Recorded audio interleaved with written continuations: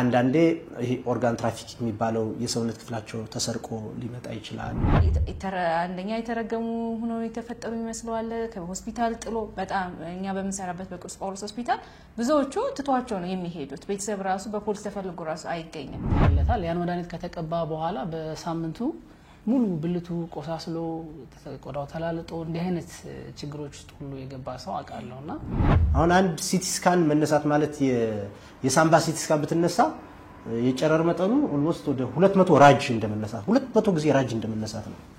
ወይም ደግሞ ልክ እንደ ሰመራ አይነት ፀሐይ ላይ ቀኑ ሙሉ ፀሐይ ስትጠለጠል እንደመዋል በዛ ታፍኖ የሞቱ 2-3 ኬዞች ገጥሞኝ ያውቃሉና የምናስበውን ያክል ገና ተደራሽ አልሆንም። አውሮፓ፣ አሜሪካ፣ አውስትራሊያ በነገራችን ላይ ላይዘን ኦፊስ አለን አውስትራሊያ ሜልበርን የሚባል ከተማ። የኛ ትኩረት ያደረገውና ተሳትፎም እያገኘ ነው ያለ ነው ከዝቅተኛው ማህበረሰብ ነው።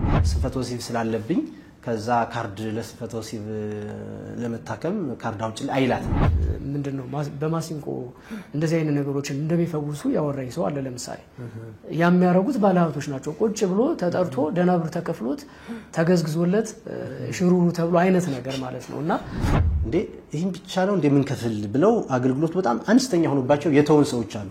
እዚህ ያለ ህክምናው ተነስተው ወደ ህንድ፣ ዱባይ፣ ቱርክ፣ ታይላንድ የሚሄዱ አሉና የልብ ችግር ያለብሰው ብዙ ጊዜ አንድ ላይ ተያይዞ ከነርቭ ጋር ከኩላሊት ጋር ከሌሎች የሰውነት ክፍሎች ጋር ተያያዥ ችግሮች ነው። እነዚህ ሁሉ ስፔሻሊስቶች አስቀምጠን ነው እንጠብቃቸው። አንዳንድ ጊዜ እኛ ሀገር ልጅ በድሉ ያድጋል ተብሎ ኢግኖር የሚደረጉት ነገሮች በጣም ዋጋ አስከፍለው የምናገኛቸው ልጆቻችን ከፍ ካሉ በኋላ ነው። ቤት ውስጥ ምንድነው ልዩነቱ? ስነድ እንደ ሆስፒታል ለ10 ደቂቃ ለ5 ደቂቃ አይደለም ለ1 ሰዓት ለ2 ሰዓት ለ3 ሰዓት ቁጭ ልናያቸዋለን። ጎግል የምናደርጋቸው ነገሮች አሉ። ጎግል ላይ ማንም ሰው ሐሳቡን መጻፍ ማስገባት የሚችል ነገር ነው። ፕሮፐር ሜዲካል ኮንሰልቴሽን ሪፈረንስ አይደለም። በጣም የተቸገሩ ካሉ እስከ 10 ሰዎች ድረስ በነፃ ሙሉ ምርመራ እንሰጥላቸዋለን። በእናንተ በኩል የሚመጡ የትም የሀገራችን ክፍል ላይ ያሉ የህብረተሰብ ክፍሎችን በሚያማክሩን ጉዳይ ላይ ያለምንም ክፍያ ነፃ የሆነ የጤና የህክምና ምክር አገልግሎት እንሰጣቸዋለን። እርግጠኛ ሆኜ ለመናገር ግን በጣም ትልቅ ሌቭል ላይ ደርሷል፣ ትልቅ ደረጃ ላይ ደርሷል በትምህርት የሚባለው ሁሉ እኛ ሀገር ላይ ስለ ጤና ያለው ግንዛቤ ኦልሞስት ምንም ነው ማለት ይቻላል።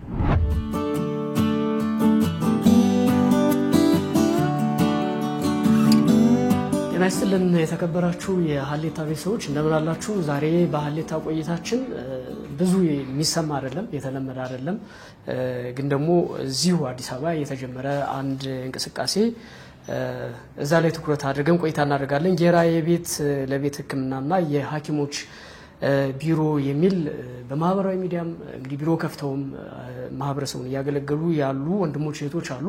እዛ ላይ ትኩረት አድርገን ቆይታ እናደርጋለን። አብራችሁን ቆይታ አድርጉ። በሰፊው እንግዲህ ብዙ ነገሮች እናገኛለን ብለን ተስፋ እናደርጋለን። ቆይታችሁን ከኛ ጋር አድርጉ። እንግዶቼ እንኳን ደህና መጣችሁ። እንኳን ደህና ቆያችሁ። ስለመጣችሁ አመሰግናለሁ። ሲተዋውቀን እንጀምር። ኦኬ፣ እኔ ዶክተር ሺዋስ ሙኳን እባላለሁ። የፋሚሊ ሜዲሲን ወይም ደግሞ የቤተሰብ ህክምና ስፔሻሊስት ሐኪም ነኝ። በጌራ የቤት ለቤት ህክምናና የማማከር አገልግሎት መስራችና ስራ አስኪያጅ ነኝ። መልካም አመሰግናለሁ። ዶክተር ሌን ታደሰ እባላለሁ። የህፃናት ህክምና ስፔሻሊስት ነኝ። ዶክተር አባተ ጋሻው እባላለሁ። በቅዱስ ጳውሎስ ሆስፒታል ሚሊኒየም ህክምና ኮሌጅ በፋሚሊ ሜዲሲን ዲፓርትመንት አስተማሪ ነኝ። ከዛ በተጨማሪ ደግሞ በጌራ የቤት ለቤት ህክምናና ሜዲካል ኮንሰልታንሲ ወይም የማማከር አገልግሎት እንደ ሜዲካል ዳይሬክተር እየሰራሁ እገኛለሁ። መልካም ዶክተር አባተ ያው ጋውን ሳይልብስ ነው የመጣው። ጥያቄ ካላችሁ አስቀምጡ፣ ጠይቁት። የተለመደ አይመስለኝም አይደለ? የቤት ለቤት የግል ሐኪም የሚል ነገር አለ። እሱም ደግሞ ለተመረጡ ላላችሁ ይመስለኛል እንደዚህ አይነት ነገር ልክ የቤት አስጠኝ እንደሚባለው ማለት ነው እንደምራኑና የቤት ለቤት እንደዚህ በቢሮ ደረጃ ከፍቶ እንደዚህ አይነት ስራዎችን መስራት የተለመደ አይመስለኝምና ምናልባት እንደው መነሻችሁ ምንድነው? መቼ ጀመረ? በደንብ ማህበረሰቡን ማያስችላችኋል ወይ? የመጀመሪያ ጥያቄ ላድርገውና ቀጥላለሁ። የቤት ለቤት ህክምና እንግዲህ እንደ ኢትዮጵያ አጀማመሩ ቆይት ያለ ነው። ግን ፍቃድ አውጥተው ሲሰሩ የነበሩ የተወሰኑ ነርሶች ነበሩ። አሁንም ቢሆን አዲስ አበባ ላይ አሉ በዚህ መልኩ የሚሰሩ። ጤና ሚኒስቴርም በአዋጅ አውጥቶ እንደዚህ አይነት ስራዎች እንዲኖሩ ከፈቀደ ቆይቷል። የተወሰኑ እንደው ወደ 20 ዓመት እንደዛ አካባቢ ይሆናል ከተጀመረ። ግን የተለመደ አይደለም፣ ማህበረሰቡ ማያውቀው ከኮቪድ-19 በኋላ ግን በጣም እየተለመደ መጣ። ቤት ውስጥ እዛው ሆስፒታል ከመሄድ ይልቅ ቤት ውስጥ መሆን ከሌሎች ታካሚዎች ጋር ያለውን ንክኪ በመቀነስ ሌላው ቀርቶ ከውጭም አንፃር በጣም አዋጭ ስለሆነ ከዛን ጊዜ ጀምሮ እየተለመደ መጣ። ግን ሰው ህጋዊ በሆነ መልኩ ሳይሆን ዝም ብሎ የሚያውቃቸውን ባለሙያዎች እየጠራ ነው በብዛት አሁንም ድረስ እየተጠቀመ ያለው። በዛ ምክንያት በጣም ብዙ ችግሮች እየተፈጠሩ ነው ያሉና ማህበረሰቡ ላይ ትንሽ የግንዛቤ ችግር አለ። ማህበረሰቡ ላይ ብቻ ሳይሆን ባለሙያዎችም ላይ ቤት ውስጥ ሰው ሊታከም የሚገባው እስከምን ድረስ ነው፣ ምን አይነት ታካሚዎች ናቸው የሚታከሙ የሚለው ከማወቅም አንፃር ትንሽ ክፍተቶች አሉና ያው እንዳልኩ አጀማመሩ ቆይቷል። ግን እንዲህ በሐኪም ደረጃ ተደራጅቶ ነርሶችን እያሰለጠን እንትን በማድረግ ያው ጤና ሚኒስቴር ጋርም ያሉ ከክፍለ ከተማም ጋር ያሉ ተቆጣጣሪዎችና ባለሙያዎች ጋር እንደምናየው ኦልሞስት የኛ ቢሮ የመጀመሪያ ነው። ምን ያክል ጊዜ ሆናችሁ ማለት ነው ከጀመራችሁ? አጀማመራችን እንግዲህ ስንጀምረው በስልክ ነው። ሁላችንም በተለይ ዶክተር አባተ እኔ እና የተወሰኑ ሐኪሞች ሆነን አንድ ዲፓርትመንት ስፔሻላይዝ ስናደርግ ቅዱስ ጳውሎስ ሚሊኒየም ሜዲካል ኮሌጅ በስልክ ነው ነፃ የማማከር አገልግሎት ከክፍለ ሀገርም እዚሁ አዲስ አበባ ያሉትንም ሰዎች ስናማክር ነበር በትርፍ ጊዜያችን። ከዛ በኋላ የቤት ለቤት ሕክምናውን ከጀመርን አሁን ወደ 3 ዓመት ሆኖናል። የማማከር አገልግሎቱን ደግሞ በስፔሻሊስትና ሰብ ስፔሻሊስት ሐኪሞች ከጀመርን ደግሞ በዚህ ዓመት ነው የጀመርነው እና ጥሩ ነው እንትኑ አቀባበሉ ጥሩ ነው። መልካም ጌራ የቤት ለቤት ሕክምና እንቅስቃሴያችሁ ምናልባት እንዲሁ የተከፈተ ነው? የተቋቋማችሁበት መንገድ በጥናት የተደገፈ ነው ወይ? የህብረተሰቡን ችግር ታሳቢ አድርጎ በጣም አንገብጋቢነቱ ተረድታችሁ የጀመራችሁት እንቅስቃሴ ነው ወይ? ምንድን ነው ያለው ነገር? በጥናት የተደገፈም ከሆነ ያገኛችኋቸው ነገሮች ካሉ እነሱ ማንሳት ብንችል ዶክተር። እውነት ነው። በእኛ ሀገር ያው ያልተለመዱ ነገሮች ስለሆኑ ቀጥታ ከውጭ መጥቶ እዚህ ኮፒ ፔስት እንዳደረግን ያክል መሰማት የለበትም ብዬ አስባለሁ። በማህበረሰባችን ብዙ ምንድን ነው የሚፈልግ አንድ ሰው ሕክምና ቦታ ድረስ መሄድ ላይ ይጠበቅበት ይችላል። ያለንም ደግሞ ለሕክምና ያለን እውቀትስ በማህበረሰባችን እዚህ አዲስ አበባና ትላልቅ ቦታዎች አይደለም ማየት ያለብን። ተደራሽነታችን እስከ ወረዳና ቀበሌ ድረስ ያሉ ማህበረሰባችን አካል ስለሆኑ አንድ ነገር ሲሰማቸው የት ነው ሄደው የሚታከሙት? ማንንስ ነው ማግኘት ያለባቸው? እዛው በቀላሉ ሊታከሙበት የሚቻል ነገር ከክፍለ ሀገር እዚህ አዲስ አበባ ድረስ ሊመጣ ይችላል። እዚያ ያለ ባለሙያ ግን በቅርብ ይሄን ነገሮችን ሊያደርስ ይችላል። ይሄ በማንኛውም ጥናት እንደ ቢኖረንም እንኳን ስንኖር የምናውቀው ነው። ተማሪ ያለንም ከጎረቤት እንኳን እየተደወለ ምን ላድርግ የትጄ ልታከም እንባላለን አይደለ? ይሄን ነው ያለውን የማህበረሰቡ የተሻለ ዶክተር ምናምን ጠቁሙን ይላሉ። እንኳን እናንተን እኛን ራሱ የሚጠይቁ ሰዎች አሉ። ያንን ነው ኦርጋናይዝ አድርገን ሲስተም ባለው መልኩ ተደራሽነትን ለማስፋት በሚል ነው ድርጅታችን የተቋቋመውና በደንብ ተቀባይነትም ያለው ሰው ውስጥ ያለ ኒድ አለ፣ ፍላጎት አለ። ግን ምን ማድረግ እንዳለበት አይታወቅም። በስልክ የምንሰጣቸው በበጎ ፈቃድ በነፃ የምንሰጣቸው ማማከር አገልግሎቶች በጣም ነው የሚገርመው። ይሄ ሁሉ ኮምፕሌን ያለው ወይ ደግሞ ይሄ ሁሉ ፍላጎትና ህመም ያለው ሰው አለ እንደ እስክንል ድረስ ማለት ነው። አንዳንድ ጊዜ እዛው በቅርብ ያለው ሕክምና ቦታ ራሱ ዶ ለመታከም ያው አንዳንድ ማህበረሰባዊ አመለካከታችንም እንደየማህበረሰቡ ስለሚለያይ እንፈራለን። ምንስ ቢባል የሆነ ነገር ሂጅ ለሐኪም ውስጥ እንዴት እነግረዋለሁ? ግን ቢያንስ በነፃነት በስልክ ማውራት እንኳን ይችላሉ እና ወዴት መሄድ እንዳለባቸው ኮንፊደንስ አግኝተው ሊመሩ ይችላሉ። ስለዚህ ተቋማችን በትክክለኛው መንገድ ላይ ያለ ነው። ጥሩ ሆፕም ለማህበረሰቡ ለኛ የሚኖር። ስለዚህ የማህበረሰቡን ችግር በደንብ ተረድተን የገባንበት ነው። የትኛው ማህበረሰብ ክፍል ሞር እንትን አሁን ብዙ ጊዜ የሚታስበው እንደው ቤት ለቤት ሲባል የግል ሐኪም ሲባል በጣም ያላቸው ሰዎች የሚጠቀሙበት ነው። እንደዛ ተደርጎ ነው የሚወሰደው። በእርግጥም ደግሞ እንደዛ ነው። የግል ሐኪም ያለው የግል አስጠኝ ያለው ሰው ነው እንጂ አንድ በድህነት ውስጥ ዓለም ውስጥ ያለ ሰው የግል ሐኪም አይደለም። ዶክተር ቤት ጠርቶ ማሳከም አይደለም። ሄዶ ራሱ በጣም ነገሮች አልሳኩለት ብሎ የሚመለሱ የሚንገላቱ የሚማረሩ ጤና ተቋማት ላይ ሰዎች እንዳሉ እናውቃለን። እና የትኛውን የማህበረሰብ ክፍል ነው አሁን ሞር ይዛችሁ ያላችሁት ወደ እናንተም እየመጣ ያለው? ምጨምሪው ካለ ዶክተር እናንተም ተጋግዛችሁ ምጨምሪው ካለ ጨምሪው ካለ ወደ ጥያቄ ስስመጣ እንደውም የኛ ትኩረት ያደረገውና ተሳትፎም እያገኘ ነው ያለ ነው ከዝቅተኛው ማህበረሰብ ነው የጀመርነው። ምክንያቱም እኛ ያደግንበትም የመጣንበትን ፓዝ ስለምናውቅ ታርጌታችን የሚሆኑት ራሱ ይሄንን አክሰስ የሌላቸው ነው። አሁን በጤና መድን እንኳን ሄዶ ለመታከም በመንግስት ሆስፒታሎች ውስጥ ምን ያክል ሀሰልና ስንት ፕሮሰስ ሲስተም ነው ታልፎ የሚካሄደው።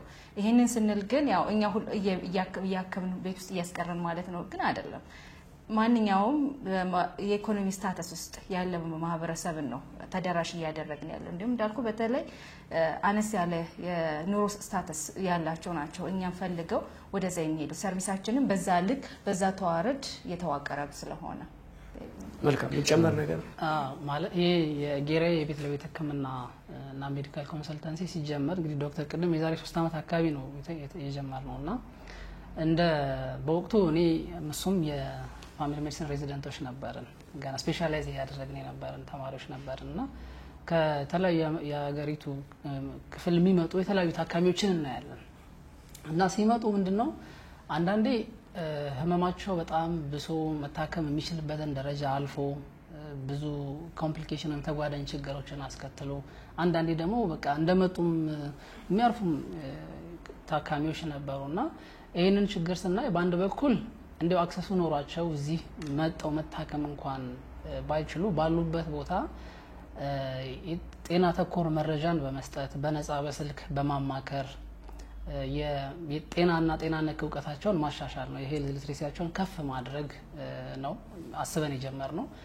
ከዛ በኋላ ግን ምንድነው ኒዱን ስናየው ከሆስፒታል ዋርድ እንዲሁም ከጽኑ ህሙማን ክፍል ህክምና ቆይታቸውን ጨርሰው የሚወጡ ወደ ቤታቸው የሚሰናበቱ ታካሚዎች አሉና እነዚህ ታካሚዎች ህክምናው እዛው ሆስፒታል ላይ ብቻ የሚያልቅ ይመስላቸዋል። በነገራችን ላይ ታካሚዎችና አስተማሚዎች ብቻ ሳይሆን ኢቭን በህክምናው ማህበረሰብ ዘንድ በቃ ህክምና እዛው ሆስፒታል ውስጥ እዛው ታክመው እዛው ጨርሰው የሚወጡ ነው የሚመስለው። እንደዛ ግን አይደለም። ከህመም የማገገም ሂደቱ ቤትም ከሄዱ በኋላ የሚቀጥል ነገር ነውና ቤት ውስጥ ከሄዱ በኋላ የሚያስፈልጋቸው ነገር አለ። ሁኔታቸውን መከታተል ያስፈልጋል። የማገገም ሂደታቸው ጥሩ ነው አይደለም የሚለውን ቼክ ማድረግ ያስፈልጋል። ሌሎች ተጓዳኝ ችግሮች መኖር አለመኖራቸውን ማረጋገጥ ያስፈልጋል። መድኃኒት ተሰጧቸው ሊሆን ይችላል የሚወጡት። መድኃኒት ተሰጧቸው ሲወጡ ደግሞ መድኃኒቱ በትክክል መወሰድ አለመወሰዱን መድኃኒቱ ተጓዳኝ ችግሮች አሉት የሉት የሚለውንም አሰስ ማድረግ ማየት ይፈልጋልና ስለዚህ እነዚህ ሰዎች ከሄዱም በኋላ እንዲህ አይነት ምክሮች ያስፈልጋቸዋል።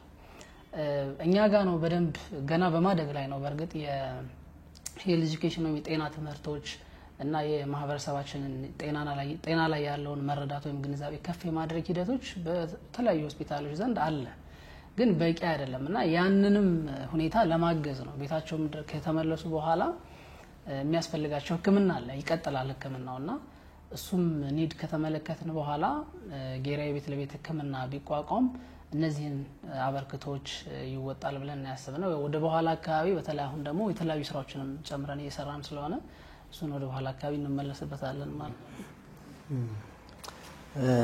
ምናልባት የሚጨመር ነገር ካለ እንደው ጄነራሊ እንትን ለማለት አሁን እኛ እንሸፍነዋለን ብለን ያሰብናቸው እንትኖች አንደኛ ከክፍለ ሀገር ወደ አዲስ አበባ ሪፈር ተብለው የሚመጡ ታካሚዎች ናቸው።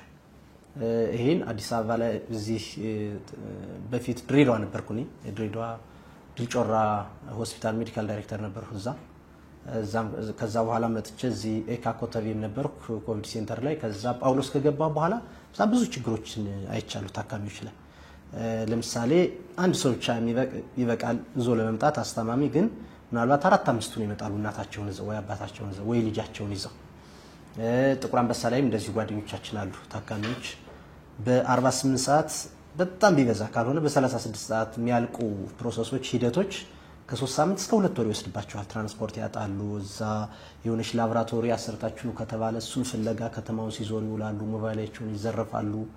ብዙ ችግር ይደርስባቸዋል። ስለዚህ በምን ልናግዛቸው እንችላለን ስንል አንደኛ ኤጀንት ኦፊሶችን መክፈት ነው ክፍለ ሀገር ላይ።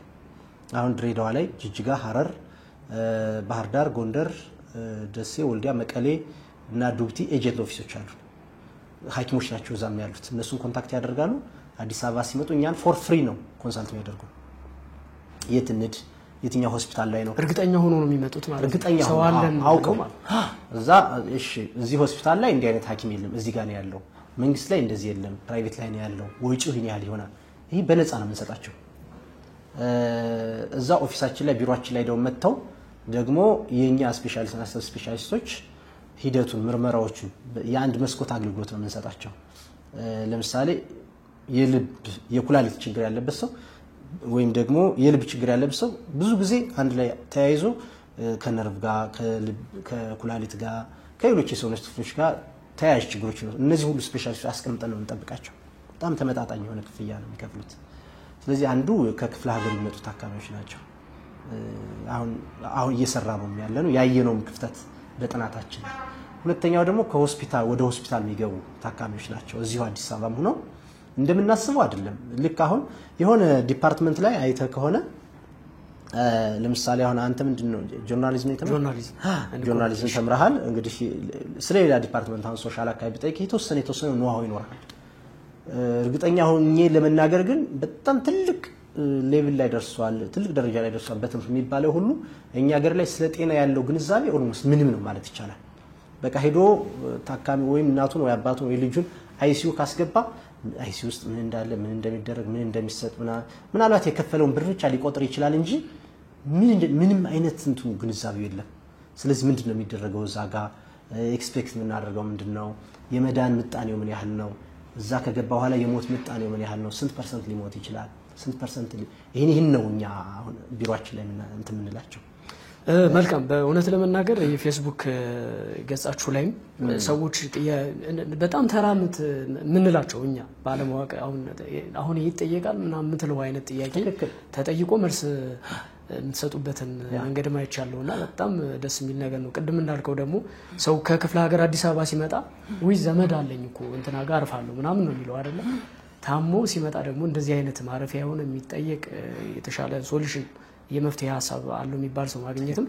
አንድ ትልቅ ነገር ነው ዝርዝሮቹን ያያየው ነበር የምትሰጧቸው ሰርቪሶችና ለምሳሌ ስንፈተ ወሲብ ብዙ ጊዜ ህክምና እንዳለው በዘመናዊ መንገድ ይታወቃል ግን አብዛኛው ሰው አእምሮ ውስጥ ያለው ግን የባህል ሐኪም የሚፈታው ወይ ደግሞ የባህል ሐኪም ብቻ የሚያክመው ተደርጎ ነው የሚወሰደውና ብዙ አይነት ግንዛቤዎች አሉ ኢትዮጵያ ውስጥ የሚታወቁ እኔ እንኳን ማቀው የሆነ ምንድነው በማሲንቆ እንደዚህ አይነት ነገሮችን እንደሚፈውሱ ያወራኝ ሰው አለ ለምሳሌ ያሚያረጉት ባለሀብቶች ናቸው ቁጭ ብሎ ተጠርቶ ደናብር ተከፍሎት ተገዝግዞለት ሽሩሩ ተብሎ አይነት ነገር ማለት ነውና ምናልባት እንደው እንዲህ አይነት ገጠመኞች ሊኖሩ አይችሉም ወደ ቤት ለቤት ስለሆነ መስሩት ስትሄዱ ከዛ ደግሞ የግንዛቤ ችግርም አለ አሁን ከማነሳው አንፃር ያንን አስታውቆ ከመስራት አንፃር እንዴት ነው እንደዚህ አይነት ነገሮችን መፍትሄ የምትሰጡት ገጠመኞችም ካሉ በዛው ነገሩን አሁን ይሄ ቀለል ያለ ነው ተራ ነው ብለን የምናስበው ነገር እንደው ማንሳት ብንችል ጥሩ ነው ብዬ አይ በጣም ጥሩ ያው ሁላችንም እዛ ሆም ኬሩ ላይ የቤት ለቤት ህክምናና ማማከሩ ላይ ኃላፊነት ላይ ስላለ ዶክተር ኢሌኒም የህፃናት ሐኪም ብትሆንም የሚያጋጥሙሽ ነገሮች ስላሉ ያው ሐሳብ ይኖራታል ብዬ አስባለሁ በእኔ በኩል አጭር ነገር ልናገርና ሌሎችም እንዲናገሩ ይሄ ስንፈተ ወሲብ ምን መሰለ ችግሩ አንዱ አሁን ቅድም ካልሆፍ ላይ ከክፍለ ሀገር የሚመጡ ሆስፒታል ላይ የሚተኙ ሁለተኛ ሌላኛው ደግሞ በጣም ግላዊ የሆኑ የጤና ችግሮች አሉ በቃ ለማን የማይነገሩ አሁን ለምሳሌ ሆስፒታል ሄዶ አንድ ታካሚ ካርድ ያወጣል አይህ በህክምና ደረጃ እንኳን በሐኪም ደረጃ የወንድ መራቢያ አካል ስፔሻሊስት የሚባል አለ ራሱን የቻለ በጣም ብዙ ስፔሻሊስቶች አሉ ዩሮሎጂስቶች ናቸው እነዚህ ዩሮሎጂ የሚማሩ እና የኩላሊት የሽንት ቱቦና የወንድ መራቢያ አካል ስፔሻሊስት ናቸው በደንብ መታከም ይችላል በንግግር ይታከማል ሳይኮቴራፒ ነው አለ በመድኃኒት ይታከማል ሜዲካል ትሪትመንት ነው በመርፌ ይታከማል እንደገና በቀዶ ጥገና ይታከማል ብዙ ጊዜ ስንፈተ ወሲብ ሲኖር የወንዱ ነው ችግር ነው የሚባለው ችግሩ የወንድ ነው ይባላል መካንነት ሲኖር ችግሩ የሴት ነው ይባላል ወንዱ ይረሳል ግን ኦልሞስት እኩል ናቸው ወንድም ሴትም በመካንነት በስንፈተ ወሲብ ምናልባት የሴቶች ቢበዛ ነው እንጂ ከወንዶች ሊያንስ አይችልም የሴትም ስንፈተ ወሲብ ስለዚህ ችግሩ ማንጋ ነው የሚለውን አንዱ እንትን ነውና አንዱ ቢሮአችን የሚሰራው እሱ ነው ለምሳሌ አንድ በስንፈተ ወሲብ ዙሪያ በስልክ ይነግረንና ችግር ያለበት ሰው 9 ሰዓት አይቀጠሮ ከተያዘ ቢሮአችን ውስጥ እስከ 10 ሰዓት ተኩል ድረስ ሌላ ሰው አይመጣም ሁለተኛ ደግሞ በስልክ ነው ክፍለ ሀገር ላይ ያለው አሁን ኦልሞስት ወደ 30 የሚጠጉ ታካሚዎች አሉን በዚህ ባለፉት 2 ወራት ውስጥ የምናክማቸው። ይሄ ቅድም ያልነገርን ስንፈተ ወሲብ ላይ ብቻ በስልክ የሚመረመሩ ምርመራዎችን ልክላቸዋለን እዛው አካባቢ ሄዶ ይመረመራል። ምክንያቱም ሆስፒታል ሄዶ ሪሴፕሽኗ ምንድነው የሚላት ስንፈተ ወሲብ ስላለብኝ ከዛ ካርድ ለስንፈተ ወሲብ ለመታከም ካርድ አውጪልኝ አይላትም። ማንም እንዲህ ብሎ አይናገርም ሆስፒታል ላይ ሄዶ። በዚህ ዙሪያ ብቻ የሚያክም ተቋም የለንም እውነት ለመናገር እና በጣም ሰው በጣም ተቸግሯል።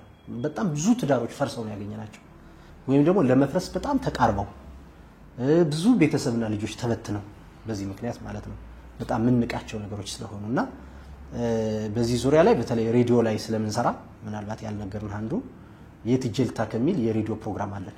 በሳምንት አንዴ ላይቭ የቀጣ ስርጭት ነው ከምሽቱ 2 ሰዓት እስከ 3 ሰዓት ሮቭ ነው ፋና ኤፍኤም ላይ ነው 98.1 ላይ ምንሰራው። ከ4 እስከ 8 የሚደርሱ ስፔሻሊስትና ሰብ ስፔሻሊስቶች ስቱዲዮ ውስጥ ይገባሉ። እንደገና ላይ በስልክ ይገባሉ። በዛ በጣም ብዙ ግንዛቤዎችን መፍጠር ይችላል። ኦልሞስት አሁን ወደ 2 ወር አልፎናል ከጀመርነው። ስቱዲዮም ባይመጡ ባሉበት ሆኖ በስልክ ስፔሻሊስቱ የትም ሆኖ ከድሬዳዋ ይሁን ከባህር ዳር ይሁን አዲስ አበባ የትም ሆኖ እንደውለታለን። እንዲህ አይነት ጥያቄ ተጠይቋል ለአድማጫችን መልስ እንለዋለን። ከዛ ውስጥ ያለነው ደግሞ ጥያቄዎችን ሳምንቱን ሙሉ ስልካችን አሁን ያዛጋ ያለው ስልካችን ሳምንቱን ሙሉ ጥያቄ ነው ስንቀበልበት መሰለበት መልስ እንመልስበታለን። በተለያዩ ቴሌግራም ላይ የትጀልታ ከሚል ዩቲዩብ ቻናላችን አለ ገና አዲስ መጀመራችን ነው። እዛ ጋር መልሶችን እንመልሳለን። ቲክቶክ ላይም እንደዛውና በተለይ ግላዊነት የሚበዛባቸው የጤና ጉዳዮች ላይ በጣም አብዝተን እየሰራን ነው አሁን እውነት ለመናገር። ምናልባት የሚጨመር ነገር ካለ እዚህ ጋር ወይም ደግሞ ገጠመኞቹ እንደመቀረፍ ያለባቸው ካሉ አሁን ለምሳሌ ቅድም እንዳልኩት ህክምና ዘመናዊ ህክምና የሚያስፈልገው ሆኖ እያለ ሌላ አይነት መፍትሄ ይሆናል በግል እንደዚህ አይነት ነገሮችም ካሉ እነዛም ላይ ግንዛቤ መፍጠር አስፈላጊ ከሆነ ማስተላለፍ ካለባችሁ ምን ገጠመኞች አሉ? ምንድነው እኔ የተወሰኑ ገጠመኞች አሉን። አንደኛው ለምሳሌ ሬዲዮ ፕሮግራም ከጀመርን በኋላ ያው አብዛኞቹ ገጠመኞች የሚያሳዝኑ ናቸው። እንደ ህክምና ባለሙያ ሳየው ያው የሚያሳዝኑ ገጠመኞች ናቸውና አንዱ ምንድነው ያለን የሬዲዮ ፕሮግራም ጨርሰን ከስቱዲዮ ከወጣን በኋላ በስልክ ደወለልን። በኋላ ላይ ቴክስትም አደረገና እንደው በቃ በነፍስ ነው የደረሳችሁልኝ እኔ ያለው። በወቅቱ የዛን ዕለት እንዳጋጣሚ የሬዲዮ ፕሮግራማችን በዋናነት ትኩረቱን ያደረገው በስንፈተ ወሲብ እና አጠቃላይ በዚህ በወሲብ ጤና ጉዳይ ላይ ነበር ሰፋ ያለ ውይይት ያደረግን የነበረውና በቃ ራሴን ላጠፋ ስል በቃ ዛሬ ጨርሼ ወስኜ መድኃኒት ገዝቼ ራሴን ላጠፋ ስል ነው በቃ የእናንተን ፕሮግራም እንደው እግዚአብሔር ተጨማሪ እድሜ እንድኖር ፈልጎ ነው መሰል የእናንተን ፕሮግራም እንድሰማ ያደረገኝ እና በነፍስ ዋካችሁ በቃ ድረሱልኝ ያለን ሰው አለ። ምንም መድኃኒት የሌለው የሚመስላቸው ሰዎች አሉ። ማይታከም የሚመስላቸው ሰዎች አሉ። ጫናው ቀላል የሚባል አይደለም። በተለይ ደግሞ በትዳር ውስጥ ያሉ ትዳራቸው በዚህ ምክንያት የሚበጠበጥባቸው ብዙ ሰዎች አሉ። በፍቅር ግንኙነት ውስጥ ያሉ ከፍቅረኛቸው ጋር በዚህ ምክንያት ግጭት ውስጥ የሚገቡ እስከ መለያየት የሚደርሱ ሰዎች አሉና አንደኛው ገጠመኝ ይሄ ነው። በእርግጥ ይሄንን ሰው በኋላ ላይ በደም ጊዜ ወስደን አወራ ነው ካናገርነው በኋላ ቀጥታ ህክምናው የሚያገኝበት ተቋም ነው ቀጥታ ሊንክ ያደረግነው። ስልክም ሰጠነው፣ ቦታውንም ጠቆም ነው። ህክምናውን ኦልሬዲ እዛ ሄዶ ጀምሯል። ሌላኛው ገጠመኝ ግን ምንድነው ቆየት ብሏል። የሬዲዮ ፕሮግራም ከመጀመራችን በፊት አይደለምና እንዲሁ እንደ ሐኪም አንድ የቅርብ ወዳጅ ዝም ብሎ ደውሎ ይጠይቀኛል። ለእንደዚህ አይነት ሰው ነው እንዲህ የስንፈተ ወሲብ ችግር አለበት ከአውሮፓ የመጡ መድኃኒቶች የሚቀቡ የብልትን መጠን የሚያስረዝሙ እንደገና ስንፈተ ወሲብን የሚያክሙ መድኃኒቶች አሉ እና እባክህን ፈልገህ ገዝተህ ላክልኝ ብሎኝ ነውና መረጃ ሰጠኝ ይለኛል። እኔ በወቅቱ ያው እንዲህ አይነት ማርኬቱ ላይ እንዲህ አይነት ወሬዎች እንዳሉ አውቃለሁ። አሁንም ድረስ አሉ። በሳይንሳዊ ጥናት የተረጋገጡ መሆን አለመሆናቸው ግልጽ መረጃ የለውም። ማን እንደሚያመርታቸው አይታወቁም። እንዴት እንደሚገቡም አይታወቅም። ኢንፋክት በህክምናውም ደረጃ እስካሁን ባለን የህክምና እውቀት የብልትን መጠን የሚያስረዝም ምንም አይነት ዘመናዊ ህክምና የለም ከኦፕሬሽን ውጪ ማለት ነው። እና ብቻ እኔ በወቅቱ እንዲህ አይነት ነገር የለም የሚል ምክር መከርኩት። በኋላ ግን በጣም ኢንሲስት ስላደረገ ስለጨቀጨቀው ገዝቶ ይልክለታል። ያን መድኃኒት ከተቀባ በኋላ በሳምንቱ ሙሉ ብልቱ ቆሳስሎ ቆዳው ተላልጦ እንዲህ አይነት ችግሮች ውስጥ ሁሉ የገባ ሰው አውቃለሁና ምንድነው በአጠቃላይ ህክምና አለው ይታከማል ነው ምንላቸው እኛ የተለያዩ ህክምና አማራጮች አሉ ምክንያቱም ስንፈተ ወሲብ ስንል እንደ ጠቅላላ አገላለጽ ነው እንጂ በውስጡ ብዙ የተለያዩ ስንፈተ ወሲብ አይነቶች አሉት የሚታወቁ ወደ 4-5 የሚደርሱ የስንፈተ ወሲብ አይነቶች ነው ያሉት ስለዚህ እንደ አይነቱ ህክምናው ይለያያል ይታከማል ኮሚትመንት ይፈልጋል ከታካሚዎቹ ረዘም ያለ ጊዜ ሊወስድ ስለሚችል ለውጥ ለማየት ማለት ነውና እንዲህ አይነት መረጃ የሌላቸው ያልተረጋገጡ ኢቭን ባህላዊውንም ጨምሮ እኛውን ባህላዊውን አርጓ አታርጉ ብለን አንመክርም ግን እንደ ዘመናዊ ህክምና ሳይንስ መረጃ የሌለው በሳይንስ ጥናት ያልተደገፈና ያልተረጋገጠን መድኃኒት ባትወስዱ ነው ብለን ነው የምንመክራቸውና እንዲህ አይነት ገጠመኞችም ነበሩኝ እኔም ጋር መልካም ስለዚህ የባለሙያዎችን ምክር መውሰድ ተገቢ ነው አይደል አይኑ እኔን የሚፈውሰኝ እኔ ወሰድኩት እርምጃ ነው ምን አገባቸው የሚልም ካለ ምናልባት ሌላ ችግር ሊያመጣ ብዙ ጨዋታዎችም አሉ ከጎን በነገራችን ላይ አሁን የባህል ህክምና ነው የሄዱ ብሎ አንዴ ይዞልኝ መጣ መድኃኒቱን እና መጨረሻ ላይ ግን ስናየው ፈጭቶ የሰጠው ከፋርማሲ የተገዛ መድኃኒት ነው እና ሁለት ማንኪያ ወሰድ ነው ያለው ያ ሁለት ማንኪያ ማለት ምናልባት ከሚፈቀደው ዶዝ ምናልባት እንደ 4-5 እጥፍ ይሆናል ግፊት ይቀንሳል ድንገተኛ የሆነ የልብ ምትን ያቆማል ድንገተኛ የሆነ ሁለቱን ማይን መታወር ያመጣል በጣም ከባድ ነው መድኃኒቱ ዝም ብሎ ሰው ከየሱቁ እየሄደ የሚገዛው ብዙ እንትኖች አሉ ብዙ ጨዋታዎች አሉ ስለዚህ እነዚህ ችግሮችን ለመቅረፍ የናንተ እንቅስቃሴ በጣም ደስ ይላል ዶክተር ይለን የሚጨምረው ከዚህ ጋር ተያይዞ በደንብ እየሰራንበት ያለው በማህበረሰባችን ላይ ያሉት በማንኛውም የጤና ሁኔታ ላይ የተሳሳቱ አመለካከቶች ላይ ነው እነሱን አድሬስ አድርገንም እየሰራን ያለ ነው እንደ ህፃናት ሐኪምነቴ ልጆች ጋር ምናያቸው አንዳንድ ጊዜ የኛ ሀገር ልጅ በድሉ ያድጋል ተብሎ ኢግኖር የሚደረጉት ነገሮች በጣም ዋጋ አስከፍለው የምናገኛቸው ልጆቻችን ከፍ ካሉ በኋላ ነው አንዳንድ ጊዜ ደግሞ በከተማው አካባቢ ዘመናዊነትም እየመሰለ ስለ ስክሪን ታይም ማውራት እንችላለን ልጆቻችን ቴሌቪዥን ጋር ስልክ ጋር ጌም ጋር ነው የምናያቸው አይምሯቸውን እድገት አወቅን አላወቅን የምንል ሰዎች ራሱ እንዴት ልጆቻችን ጤናማ በሆነ መንገድ እንደምናሳድግ ራሱ አናቅም እኔ አሁን ከእንደዚህ በቤት ለቤት ህክምና ካጋጠመኝ ውስጥ ያለ ጊዜያቸው የተወለዱ ወይም ደግሞ ፕሪተርም እንላቸው ልጆች አሉ 9 ወር ሳይሞላቸው የተወለዱ ማለት በተለምዶ እና ቤት ውስጥ የሚደረጉት ነገር በቃ በጣም ትናንሽ ስለሆኑ ኪሎአቸው 1 ኪሎ ተኩል 2 ከዛ መታችም ስለሚሆኑ አንደኛ የተረገሙ ሆኖ የተፈጠሩ ይመስላል ከሆስፒታል ጥሎ በጣም እኛ በመሰራበት በቅዱስ ጳውሎስ ሆስፒታል ብዙዎቹ ትቷቸው ነው የሚሄዱት ቤተሰብ ራሱ በፖሊስ ተፈልጎ ራሱ አይገኝም ብዙዎቹ አድገው ለማደጎ ቤት እስኪሰጡ ድረስ የምናቃቸው ብዙ ልጆች ስላሉ እኔ በጣም ይሳሳቱ አመለከቶች አሉ ቤት ውስጥ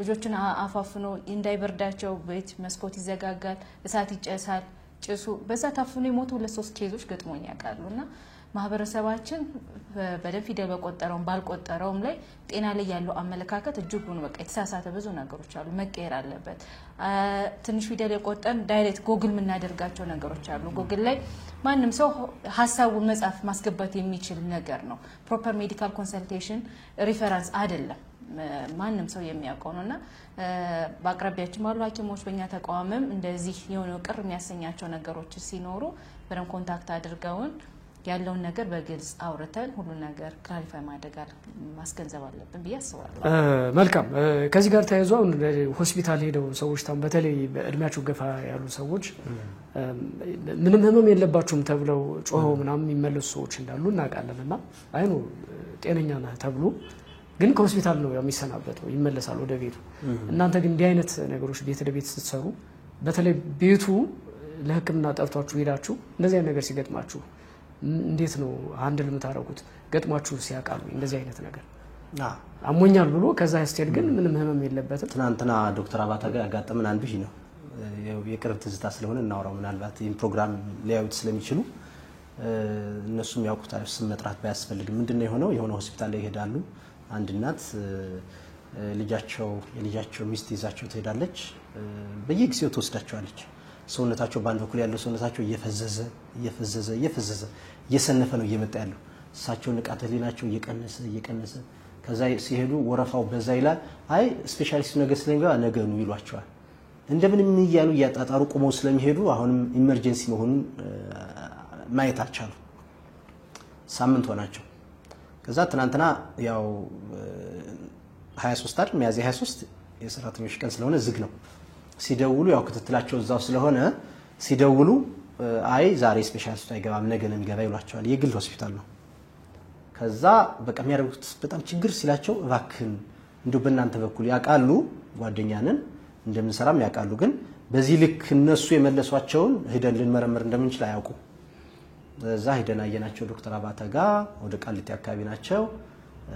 በጣም በቃ ክሪቲካል ሆነዋል። ያው ያናግራሉ ትንሽ የእጃቸውን እግራቸውን ትንሽ ብድግ ያደርጋሉ። ከዛ ውጭ በጣም ድክም ብሏቸዋል። የስኳር ታመም ናቸው፣ የግፊት ታመም ናቸው። ወደ 70 ዓመታቸው ነው። ከዛ በጣም ወዲያውኑ በአስቸኳይ ኤምአርአይ ያስነሳናቸው። ኤምአርአይ ስናስነሳቸው በጣም በመዓት ደም ተጠራቅሟል ጭንቅላታቸው ውስጥ ፈሶ። ወዲያውኑ ሌሊት 6 ሰዓት ነው ሆስፒታል ወስደን ኦፕሬሽን ያሰራናቸው። ስለዚህ አንዳንዴ ሄደው ተረስተው የሚመለሱ ታካሚዎች አሉ። ቤት ውስጥ ምንድነው ልዩነቱ? ስነድ እንደ ሆስፒታል ለ10 ደቂቃ ለ5 ደቂቃ አይደለም፣ ለ1 ሰዓት ለ2 ሰዓት ለ3 ሰዓት ቁጭ ብለን እናያቸዋለን። ቁጭ ብለህ በማውራት ነው ደግሞ ከ85% በላይ የሚሆነውን የበሽታውን አይነት የምትለየው። እቺ አሁን ኤምአርአይ ሲቲ ስካን ላብራቶሪ ምናምን በጣም ቢበዛ 15% የሚያግዝህ ሰው ሲቲ ስካን ካልገባ የታከመ አይመስለው ወይ ኤምአርአይ ወይ ደም ካልተወሰደለት ትንሽ ይነች ጠብ እንትን የሆነች ጋንን በጠጠር ለመደገፍ ነው እንጂ ትልቁ ጉልቻው ወሬው ነው። ሐኪሙ ከታካሚ ጋር የሚያወራው ጊዜ ወስዶ የሚያወራው ነው። ከዛ ውጭ ያለ ግን ያችን ጉልቻዋን ለመደገፍ ነው ጠጠሯን ልናደርገው የምንችለው። ፕላስ ሳይድ ኢፌክቱ በጣም ብዙ ነው።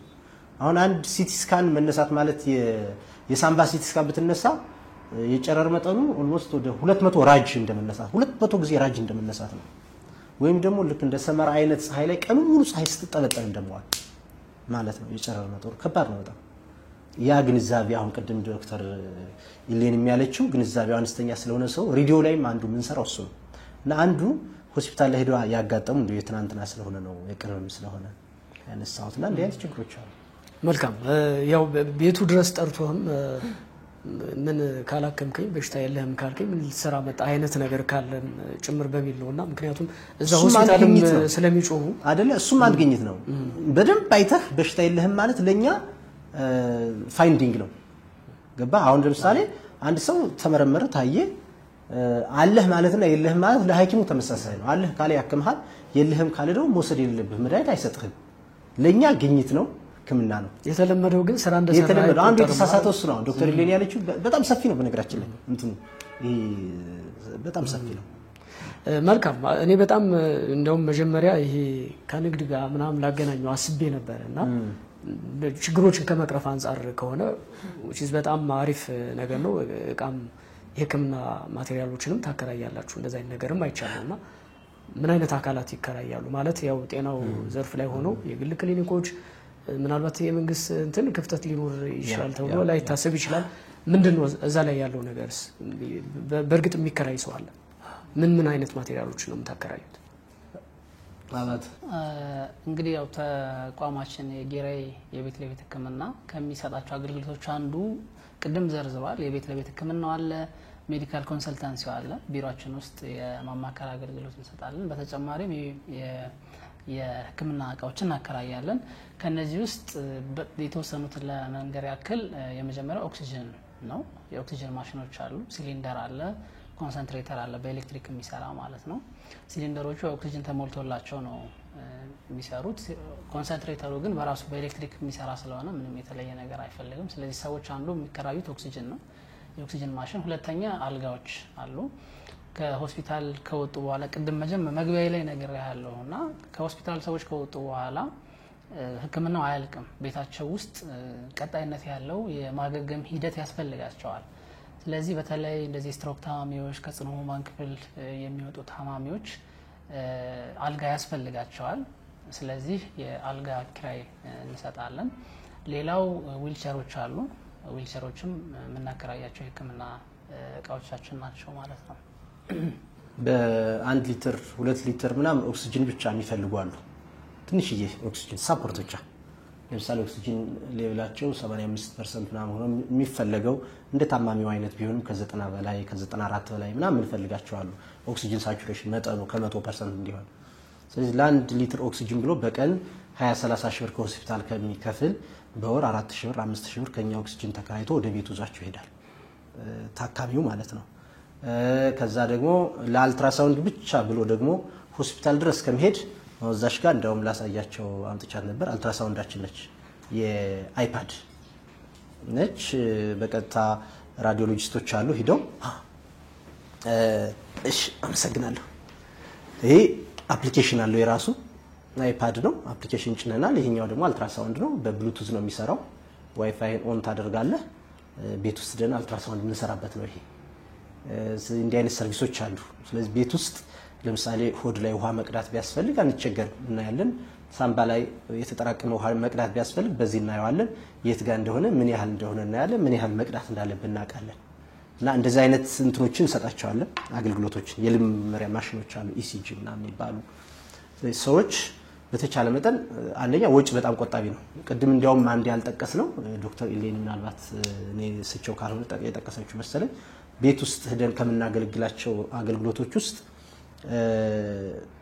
እንዲያውም ያላቸው ወይም ደግሞ ገንዘብ አላቸው የሚባሉ ሰዎች አይደሉም እኛ የሚጠቀሙ። ምክንያቱም ስላጋጠሙ እንዴ ይሄን ብቻ ነው እንደምንከፍል ብለው አገልግሎት በጣም አነስተኛ ሆኖባቸው የተውን ሰዎች አሉ። ሆስፒታል ላይ አሁን ባለው ሁኔታ አይሲዩ ከሆነ ያው እስከ 100 ሺህ ከዛም በላይ ሊሄድ ይችላል በቀን ክፍያ። ዋርድ ከሆነ 30 ሺህ 40 ሺህ 50 ሺህ ሊሄድ ይችላል ክፍያው በቀን ከ20 ሺህ ጀምሮ ከዛ በላይ ነው ክፍያው የሚከፈለው በቀን። እኛ ጋር ሲመጡ በጣም አነስተኛ ነው ክፍያው። ስለዚህ ምን ለማለት ነው ምናልባት በ6 እጥፍ ወይም ደግሞ በ7 በ8 እጥፍ ያነሰ ነው ከሆስፒታል ስፔሻሊስት ሄዶ ነርስ ሄዶ አልትራሳውንድ ሄዶ ምናምን የሚከፈለው ክፍያ። እዛ ላብራቶሪ ወስደን ደም እዛ ሰርተን አርሾ አካባቢ ምናምን መልሰን ወስደን ምናምን ነው ምን ሰራውና ምን ለማለት ነው በጣም አቅም የሌላቸው ሰዎች የሚጠቀሙት አገልግሎት ነው አገልግሎቱ በራሱ። ስለዚህ የሚወስዷቸው እቃዎች እንደዛ ነው ከኛ ጋር ይወስዳሉ ተጠቅመው እዛ ይመልሱታል እቃው። ከዛ አንፃር ነው አሁን ምን ሰጣቸው አገልግሎቶች በጣም አዋጭም ነው ለነሱ ለታካሚዎች ማለት ነው። አዎ በጣም ደስ ይላል። ወደ ውጭ ላሉ ወገኖችስ ውጭ ላሉ ወገኖች እሱ ጋር ግንኙነቱ አለ ስራው ይሰራል። ውጭ ላሉ ወገኖች በጣም ብዙ ታካሚዎች አሉና አውሮፓ፣ አሜሪካ፣ አውስትራሊያ። በነገራችን ላይ ላይዘን ኦፊስ አለን አውስትራሊያ ሜልበርን የሚባል ከተማ። እዛ ጋር እንትን ሶሻል ሚዲያ ላይ እንትናችን አለ ስልኩ አለ። ብዙ ኢትዮጵያውያን አሉ አውስትራሊያ ላይ ሜልበርን አካባቢ። ሜልበርን፣ ሲድኒ እና ካምቤራ የሚባሉ ከተማዎች ኢትዮጵያውያን በርከት ብለው ያሉበት ከተማ ነው። እዛ አካባቢ ላይ ላይዘን ኦፊስ አለን ስልክም አለን። ስለዚህ ታካሚዎች ሲኖሩ እዚህ አዲስ አበባ ላይ ወላጆቻቸው ይኖራሉ። የሚገርም ነገር አንድ ታካሚ እንደው እንደገጠመኝም ከሆነ ከዳላስ በየ3 ወሩ ቼክአፕ እናቱን ቼክ ለማስደረግ የስኳሩን ወስዶ ለማስደረግ ሐኪም ጋር ለማድረስ ትራንስፖርት አውጥቶ ይመጣል። ከዛ እኛን ካገኘ በኋላ ነው አሁን ኦልሞስት ወደ 1 አመት ከ6 ወር ሆነው ከቀረ ነርስ መደብለት። ከዛ በኋላ ነርሱ ነው ቀጠሯቸው መሰረት የሚወስዳቸው። ችግር ሲኖር መሀል ላይ ሄደን እናያቸዋለን። በዚህ መልኩ ወላጆቻቸው መናከምላቸው በጣም ብዙ ሀስል አስቀርተንላቸው እውነት ለመናገር እሱ ብቻ ሳይሆን ከህክምና አንፃር ብቻ ሳይሆን ይሄ ባለሙያ የሚፈልጉ እንቅስቃሴዎች ለምሳሌ አሁን እድሜያቸው 80 አመት 70 ምናምን አመት ምናምን ሆነው ቅዱስ ሥጋውን ክብሩን ለቀር የሚፈልጉ ሰዎች ይኖራሉ። እነሱ ልጆቻቸው እዛ ናቸው ኢትዮጵያ ውስጥ የሉ። ስለዚህ ቅዳሜ ነርስ እንልክላቸዋለን። ገላቸውን ያጥቧቸዋል፣ ነርሲንግ ኬር ይሰጧቸዋል። ጥፍር መቁረጥ ምን ማለት ማጽዳት፣ አስቀድሞ ምግብ እንዲመገቡ ማድረግ። ከዛ በኋላ ሌሊት አብረዋቸው ያድራሉ። በራይድ ወይም በእኛ መኪና ቤተክርስቲያን ይወስዷቸዋል አስቆርበው ምን ብለው። ከዛ እሁድ ማታ አብረዋቸው አምሽተው እሁድ 11 ሰዓት ላይ ወደ ቤታቸው ነርሶቻችን ይመለሳሉ። እኔ ሲሄዱ ሲንቀሳቀሱ ምን ሲሉ ውልቃት እንዳይገጥማቸው ቢወድቁ ስብራት ምናምን እንዳይል እዛ እድሜ ላይ የትኛው የሰውነት ክፍል ላይ እንደሚጎዳ ስለምናውቀው ነርሶቻችንን እናሰለጥናለን። ዋው በጣም ደስ ይላል። እንደው እዚህ ጋር የይጀላ ሰዓታችንን ለመጠቀም ጠቅለል እያደረግን ነው እንሄድና ይሄ ማህበራዊ ኃላፊነትን ከመወጣት አንፃር አሁን ኢትዮጵያ ውስጥ በጣም አብዛኛው የደሃን የሚያስለቅስ የሚዘርፍ ሰሞኑን እኛም ያየን እየሰራናቸው ያሉ አንዳንድ እንትኖች አሉ። ማህበራዊ ኃላፊነትን ከመወጣት አንፃር ምናልባት የእናንተ ቢሮ ምን ይሰራል? አንዳንድ ጊዜ ምንም ነገር የሌለው ሰው ሊመጣባችሁ ይችላል። እንደዚህ አይነት ነገር ሲገጥማችሁ እንደው በነፃም ከማገልገል አንፃር ብዬ ነው። ዝም ብሎ መሰረት ላይኖር ይችላል፣ ግን ደግሞ በጣም የተለዩ ነገሮችን ለይቶ ማስቀመጥ ማገልገል ምናምን የሚል ነገር አለ እናንተ ጋር። ይህን ዶክተር ኢሌኒ እንደው አንድ ነገር ልናገርና ዶክተር ኢሌኒ በደንብ ተገልጿለች ብዬ አስባለሁ። ሰሞኑን አሁን በሬዲዮ ፕሮግራሙ በኩል የትጅል ታከሚል ፕሮግራም እንግዲህ ሰው ሲታመም ብዙ ጊዜ አይተ ከሆነ እንደዚህ ያደረገኝ ወይ ሌጀንድ እንዲሆነ እስኪ አስረዳኝ አስተምረኝ አይልም የት ልውሰደው ነው የሚለው የት ልሂድ ነው የሚል ስለዚህ እኛ የሚያገኝ ከሆነ እኛ ጋር ይመጣል ራቅ ያለ ክፍለ ሀገር ምናምን ከሆነ የሚሄድበት ቦታና ወይ ደግሞ ምን አይነት ሐኪም ሲሄድ ገንዘቡን ዝም ብሎ የማይመለከት ሰው ጋር አንጠባጥቦ የሚመለከት ሰው ጋር ሲደርስ እንዳያልቅበት እንዲህ አይነት ሐኪም አላችሁ ብላችሁ ጠይቃችሁ ሄዱላችኋል የውስጥ ስፔሻሊስት ከሆነ የውስጥ ስፔሻሊስት የቀዶ ጥገና ሐኪም ከሆነ የቀዶ ጥገና ሐኪም አለ ወይ የለም ከተባለ ወጥቶ ነው መሄድ ያለበት ኢመርጀንሲ ወይ ድንገተኛ ካልሆነ በስተቀር እና በዛ መልኩ አድርጉ እንላችኋልና ይሄን ፕሮግራም ከጀመርን በኋላ ኦሲስ የሚባል የአንገት በላይ የሕክምና ማዕከል አለ በጣም የመስማት ችግር ያለባቸው ብዙ ሰዎች አሉ እና ምን ታግዙናላችሁ አልናቸው ሄድ የ240 ሺህ ብር የሚያወጣ የማዳመጫ መሳሪያ አቅም የሌላቸው ስጡልናሉን አሁን ስክሪን እያደረግን ምናልባት በዚህም በኩል መመዝገብ ካሉ የሚችሉ ከሆነ አድማጮች የናንተ አድማጮችም በጣም የተቸገሩ አቅም የሌላቸው ካሉ 240 ሺህ ብር የሚያወጣ የማዳመጫ መሳሪያ ለሁለት ሰው የሚሆን ምናልባት ለአንዳንድ ጆሮ ከሆነ ለአራት ሰው የሚሆን እቃ እጃችን ላይ ያለው በዚህ አይነት መልኩ እያስተባበል ሰዎችን እናግዛለን በቻልነው መጠን ያላቸውን እየጠየቀ ተቋማትን እኛ ብቻ ሳንሆን አሁን ክረምት ላይ ከኮልፌ ቀራኒዮ ክፍለ ከተማ ጋር ሆነን 4500 ሰዎችን በሁለት ቀን ነው ነፃ ህክምና ይሰጣል ሐኪሞችን አዲስ አበባ ላይ ያሉ ሐኪሞችን አስተባብረን በእኛ ተቋም እሱ ብቻ ሳይሆን ሌሎችም ተቋማት አዲስ አበባ ላይ ከ800 በላይ ተቋማት አሉ የህክምና ተቋማት ባያተርፉም አይከስሩም ይያል ሁሌም ነው የምንቀሰቅሰውና የምንናገረው በሬዲዮ በመናገኘው አጋጣሚ ሁሉ እኛ ያኔ ሐል ካደረግን እነሱ 10 ሰው ቢያክሙ እንደው ባያተርፉም አይከስሩም ምን ይሆናሉ አሁን አንድ ሆስፒታል 10 ደሃ ቢያክም በነፃ ምን ይሆናል በአመት ያንን ምሳሌ ለመሆን ነው እንትን ያለ ነውና ግን ዲፕ ደግሞ እሷ በደንብ እዚህ ጋር እንትን ያለች ስለሆነ የተወሰነም ተጨምረው ካለ በአጠቃላይ ህክምና ማለት ሰባዊነት ስራ ነው የሚያደለው አንድ ሰው ይሄው ነገር አሞታል የሚከፍለው ነገር የለም ስለዚህ ይሄን አገልግሎት ሰጥቻለሁ ክፈለኝ የሚባል ነገር አይኖርም ማለት ነው ሁሌም በመንግስት ሆስፒታል ስንሰራ በማዋጣት ነው ታካሚ የሚታከም እንዲያው አሁን የጤና መድና የተስፋፋ ስለሆነ የተወሰነ አገልግሎት ቢኖርም ለመድኃኒት ካንዶ ታካሚ ሐኪሙ ሄዶ ለምኑ አምጥቶ ነው ለሌላኛው ታካሚ የሚሰጠውና ይሄ ነገር ምን ጊዜም ልብ ውስጥ ያለ ነገር ነው ይሄን ያሰፋ ነው ስንሄድ ደግሞ በተለይ በቅርብ ጊዜ ልጆች ጋር ነው ትኩረት የምናደርገውና ልጆችና ወይም እስከ 19 ዓመት ያሉ ታዳጊ ህፃናት ላይ ወላጅ ያላወቃቸው ልጆችም ያላወቃቸው ነገሮች በትምህርት ቤት ላይ በዲኬር ተቋማት ላይ ምን ነገሮች አሉ እነሱን ለይቶ የአቅም ማስገንዘቢያ መግለጫዎችን ተግባራዊ ስልጣናዎችን መስጠት ላይ እነሱ በሙሉ በነፃ ምንም ከኛ ክፍያ ሳይኖር ማህበረሰባችን የምናገለግልበት አንዱ መንገድ ነው ከዛም በተጨማሪ ደግሞ አንድ ወላጅ ተቸግሮ በቀኛ ጋር ልጅ የሆነ ችግር አለበት ለምሳሌ ኦቲዝም ስፔክትረም ዲስኦርደር ያለባቸው ልጆች ህክምናውም ለየት ያለ ስለሆነ ጊዜ የሚፈልግ ስለሆነ እንሄዳለን ስናያቸው ህክምናው ይቀጥላል የአንድ ቀን አይደለም ዛሬ ቢያገኙ ይከፍላሉ ካልሆነ ግን የዚህ ልጅ ህልውና ከሌሎች ልጆች ተነጥሮ አንድ ቤት ታስሮ ያገኘነው ልጅ አንጀት አይችልም እንደ ወላጅ ምን ስለመረዳው ማለት ነው ስለዚህ እነዚህ አገልግሎቶች እንደውም እኛ ነን ብዙ ታይማችን ብዙ ነገሮች ዌስት ያደረግን የሆነ ቤኔፊት አለው የሆነ ሰዓት ላይ የሆነ ነገር ይከፍልሃል ብለ የምትሰራቸው ስራዎች ናቸው በሰፊው ያሉትና ጥሩ ማህበረሰቡም ራሱ በእኛ እምነት ኖሮት ቀጣይ ስራዎቻችንም የበለጠ በተሻለ መንገድ እንድናግዝ ያደረገን እንደኛም ደግሞ እንደ ባካ ፓወር የሆነ ነገር በየማስበው በማህበረሰባችን ላይ የምንሰጣቸው በጎ ፈቃድ አገልግሎታችን ነው ያስባለሁ መልካም እንደዚህ መኖሩ በጣም ደስ ይላል ብዙ አይታችሁ ከሆነ በቃ ይሄ እንዲያረግልሃለሁ ተብሎ ተዘርፎ ወደ ቤቱ ባዶውን የሚገባ ሰው ሳይ ስለነበረ ነው ይሄን ጥያቄ ማንሳት የወደድኩትና እንደው በአጠቃላይ በዚህ እንቅስቃሴ ውስጥ የራይ ቤት ለቤት ህክምና በጣም ፈተና የሆነባችሁ በዚህ አጋጣሚ ደግሞ መልእክታችሁንም የምትገኙበትን ቢሮአችሁንም ስልካችሁንም አስቀምጣችሁ መልእክት አስተላልፈን ፕሮግራማችንን ብንቋጭ ጥሩ ነው መልካም እንግዲህ ያው ጌራዬ የቤት ለቤት ህክምናና ሜዲካል ኮንሰልታንሲ ነው የሚባለው የኛ ተቋም የሚሰራቸውን ስራዎች እስካሁን የተወሰኑትን ዳሰናል ያው የቤት ለቤት ህክምናው አለ ኦፊስ ላይ እናማከራለን ኦፊሳችን ወይ ቢሮአችን የሚገኘው ፒያሳ ሪበከንቱ ኢትዮ ሴራሚክስ አጠገብ ኤምኤ ታወር አለ እዛ ሁለተኛ ፎቅ ጋር ነው ቢሮአችን የሚገኘው በቢሮአችን በዋናነት ሁለት ስራዎችን ነው የምንሰራው አንደኛው ቀጥታ ባለሙያውን ከታካሚው ጋር በማገናኘት ሰፋ ያለ ጊዜ ከአንድ ሰዓት እስከ 1 ሰዓት ከ30 ስለሚወስድ ጊዜ በደንብ ከስፔሻሊስት ሐኪሙ ጋር እንዲያወራ ማንኛውም የጤና ጉዳዩን በደንብ ዲስከስ እንዲያደርግ የምክር አገልግሎት የማማከር አገልግሎት እንሰጣለን። ሁለተኛ ትሬኒንግ ስልጠናዎችንም እንሰጣለን በተለያዩ ጤና ነክ ጉዳዮች ላይ ለወላጆች፣ ለታማሚዎች፣ ለአስታማሚዎችም ጭምር በሚመለከቷቸው ርዕሰ ጉዳዮች ላይ ስልጠናዎችን እንሰጥበታለን ቢሮአችን። ከዛም በተጨማሪ የሜዲካል ትራቭል ቅድም በደንብ አይ ቲንክ ዲስከስ አላረግ ነው መሰለኝ ሜዲካል ትራቭልም ኮንሰልት እናደርጋለን።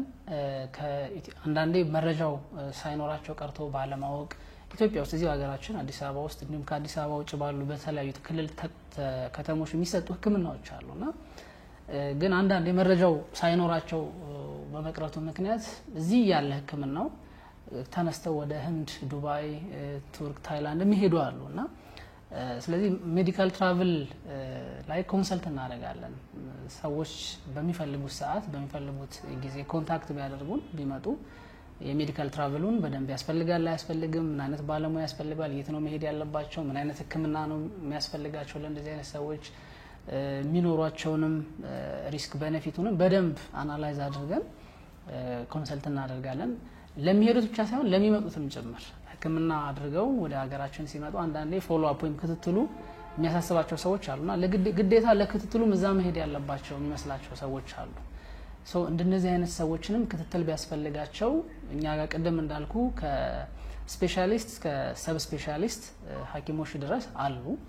እኒህን ባለሙያዎች አሳይን በማድረግ ክትትላቸውንም እዚሁ በሀገራችን ውስጥ እንዲያደርጉም ፈርዘር የጉልበትም እንግልቱንም ስቃዩንም መቼም የሚታወቅ ነው። ውጭ ሀገር ሄዶ ህክምና ማድረግ ቀላል ነገር አይደለም። በዛ ላይ ኮስቱ አለ፣ የሚያወጡት ገንዘብ አለ እና እነዚህን ነገሮች ሁሉ ታሳቢ አድርገን እንደዚህ አይነት አገልግሎቶችን እንሰጣለን። ሌላው የቴጄ ልታከም የሬዲዮ ፕሮግራም አለን። ፋና ኤፍኤም 98.1 ሮብ ከምሽቱ 2 ሰዓት እስከ 3 ሰዓት የምናቀርበው ከ4 እስከ 7 ስፔሻሊስትና ሰብ ስፔሻሊስቶች ነው ይሄንን ፕሮግራም ሊድ የምናደርገው። ከጀመርነው ኦልሞስት ወደ 9 ሳምንት ሆኖናል እስካሁን ድረስ። እሱም ላይ በደንብ እንሰራለን።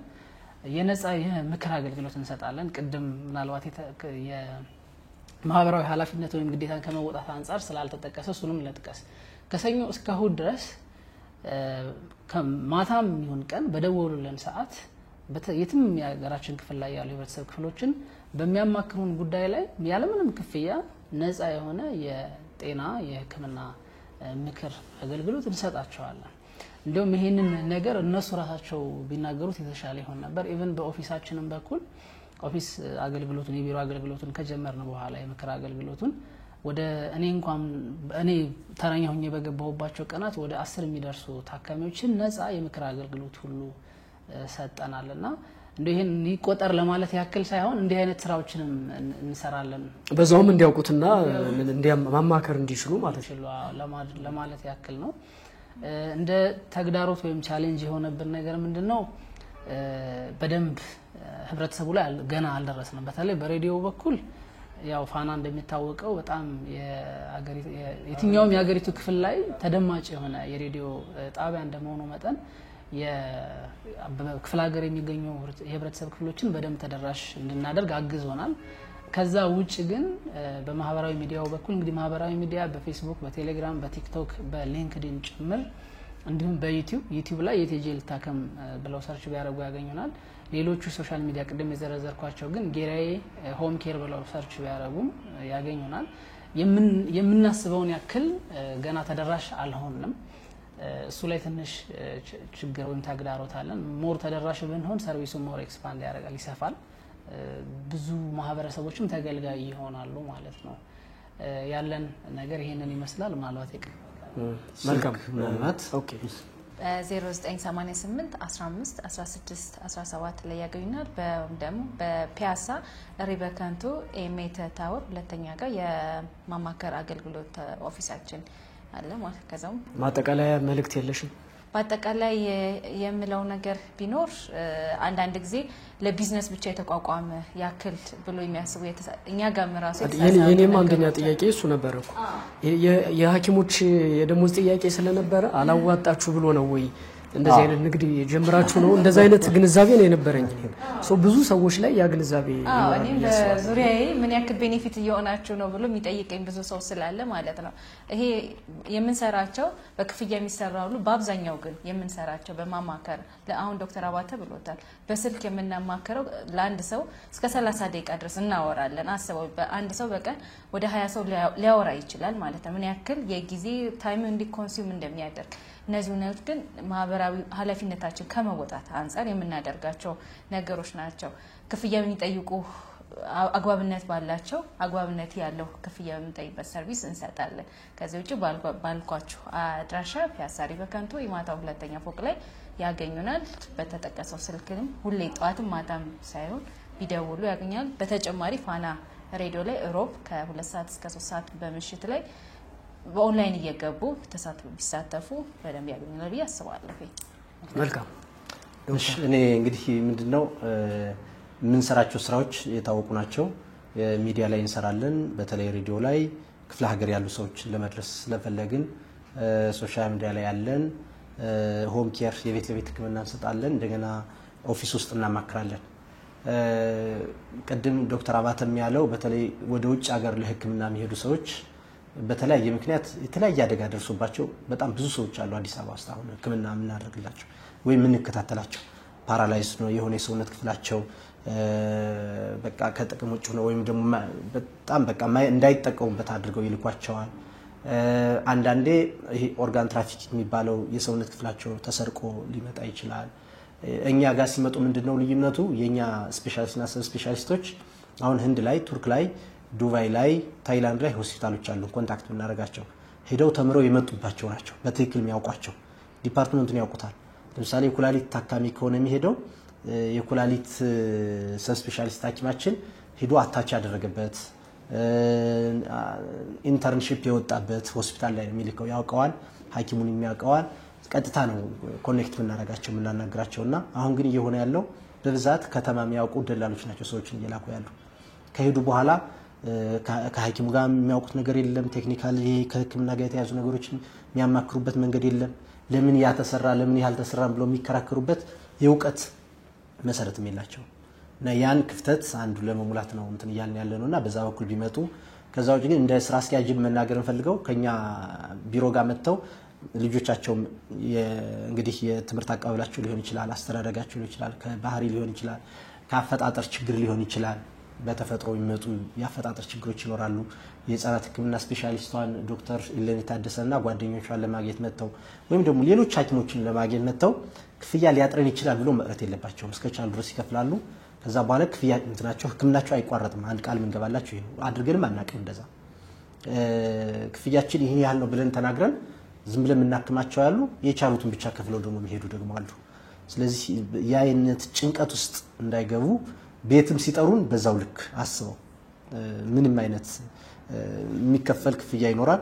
ምናልባት አንዳንዴ የራይድ ደርሶ መልስ ሊሆን የማይችል አይነት ክፍያ ሁሉ እናስከፍላቸዋለን ከቻሉ ማለት ካልቻሉ ሳይከፈልም ሊቀር ይችላል። ስለዚህ ቅድሚያ እነሱ መታከምና ማግኘት መቻል አለባቸው ሕክምና እርዳታው። ከዛ በተጨማሪ እንግዲህ ለእናንተ ለሀሌታ አድማጮች አንድ ቃል ምንገባው በጣም የተቸገሩ ካሉ እስከ 10 ሰዎች ድረስ በነፃ ሙሉ ምርመራ እንሰጥላቸዋለን። በእናንተ በኩል የሚመጡ በጣም የተቸገሩ አቅም ያላቸው ምናምን ከፍለው ይታከሙ።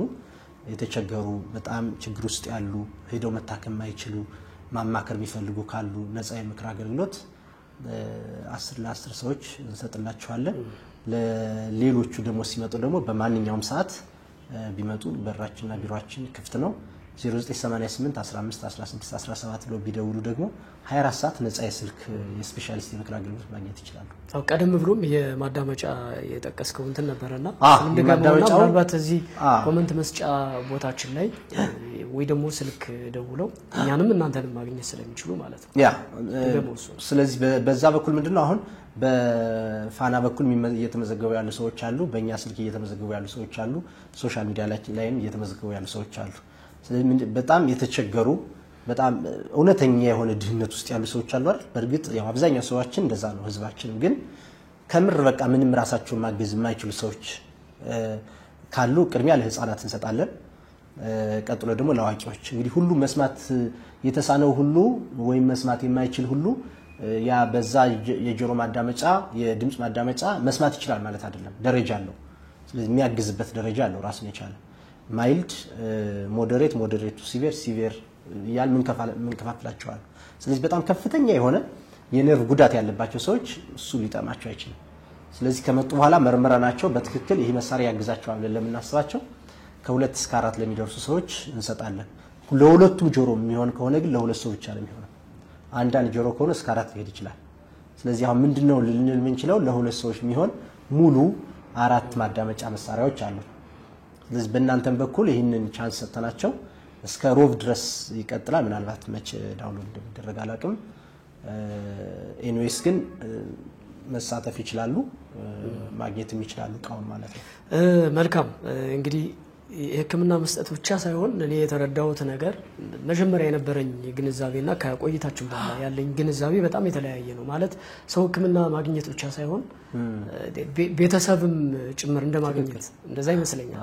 በተለይ ከክፍለ ሀገር የሚመጡ ሰዎች ሄጄ እንዴት ልሆን ነው የሚሉ እዚህም ሆነው ምናልባት ሰው የሌላቸው ሰዎች ሜዳ ላይ የሚወድቁ በጣም ብዙ ሰዎች ስላሉ ለነዛም ጥሩ አጋጣሚ ነው የእናንተ እንቅስቃሴ ብዬ አስባለሁ። ከክፍለ ሀገር ሲመጡ እንዳይፈሩ በነገራችን ላይ ከኤርፖርት ወይም ከአውቶቡስ ተራ ነው እንግዲህ ሁሉ ህዝብ እኛ በራሳችን አቅም እንቀበላለን ለማለት አይደለም። የኛን ኮንታክት የኛን ስም ብቻ ጠርተው ራይድ ይዘው ሲፈልጉ ገስት ሃውስ ሁሉ አሲዘንላቸው በነርሶቻችን እዛ ገስት ሃውስ ላይ አርፈው በጣም ከበዛ ምርመራዎቹ ሙሉ በ36 ሰዓት ነው የሚያልቁት። ከዛ አሁን ይሄ ይሰራል ወይስ አይሰራም? ኦፕሬሽን መድኃኒት ነው ወይስ ሌላ ያስፈልገዋል? ያሉበት ከተማ ላይ መታከም ይችላል አይችልም የሚለውን ለመወሰን ሌላ 12 ሰዓት በቂ ነው። ስለዚህ ከ2 ቀን በላይ አድሩ አዲስ አበባ ላይ ከመጡ መልሰን እንልካቸው። አንዳንድ እንትኖች ደግሞ ቅድም ምናልባት የገለጻችሁ መሰለኝ ለምሳሌ አሁን አዲስ አበባ ላይ የሚያሰጡ ህክምናዎች ሐዋሳ ላይ የሚሰጡ አሉ፣ ጎንደር ላይ የሚሰጡ አሉ፣ ድሬዳዋ ላይ የሚሰጡ አሉ። ባለፈው ዶክተር ሌን እየነገረች ነበር። አሁን የጨረር ህክምና ጥቁር አንበሳ ብቻ ነው የሚመስለኝ ግን ጅማ ላይ ይሰጣል አለ። ሰው ግን ብዙ እንትን የለው። አዲስ አበባ ላይ ከሌለ በቃ ቀጥታ ውጭ ነው የሚያስበው። አቅም የለኝ ብሎ በቃ ወይ መንገድ ላይ ወጥቶ ይለምናል ወይ ወደ ቤቱ ይመለሳል። ስለዚህ ዝም ብሎ መጠየቅ ምንድነው ምን ያደርጋል? መጠየቅ ያደርጋል ምንድነው ይባላል? ያደርጋል ሊቅ አይደለ? ይጠይቁ ከመጠየቅ ይቀራል የሚባል ነገር ከመጠየቅ ስለዚህ ቢጠይቁ ጥሩ ነው። 0988 15 16 17 ይደውሉ። መልካም። ስለዚህ በጣም ትልቅ እድል ነው፣ በጣም ትልቅ አጋጣሚ ነው። ሁላችንም ልንጠቀምበት ይገባል። መገናኘታችንም ጭምር በጣም አሪፍ አጋጣሚ ነው ለኔም ለተመልካቾችም ብዬ አስባለሁኝ። ስለነበረን ቆይታ እጅግ አድርጌ አመሰግናለሁ። ስለተሰጠንም እድል እንግዲህ ተመልካቾች የተላለፈው መልእክት አለ፣ ያን እድል እንዲጠቀሙ እኛም መልእክቱን እናስተላልፋለን። ወደኛም መደወል ይችላሉ። የእናንተንም ስልክ ስለምናስቀምጥ በዛም ላይ ደውላችሁ መመዝገብ ትችላላችሁ። ስለነበረን ቆይታ እጅግ አድርጌ አመሰግናለሁ። እግዚአብሔር ይስጥልኝ። እኛ በጣም እናመሰግናለን። መልካም ተመልካቾች እንግዲህ ከጌራዬ የቤት ለቤት ሕክምናና የሐኪሞች ቢሮ ባለሙያዎች ጋር በዚህ መንገድ ቆይታ አደረግን። እጅግ በጣም ደስ የሚል ነገር እጅግ በጣም ጠቃሚ የሆነ ነገር ተነስቷል። ስለዚህ እንግዲህ የዚህ አድራሻ ስለሚቀመጥ እናንተም የደወላችሁ የዚህ አገልግሎት ተጠቃሚ ሆኑ። አብራችሁን ቆይታ ስላደረጋችሁ እጅግ አድርገን እናመሰግናለን። በያላችሁበት ጥሩ ጊዜ ተመኘን። ሰላም።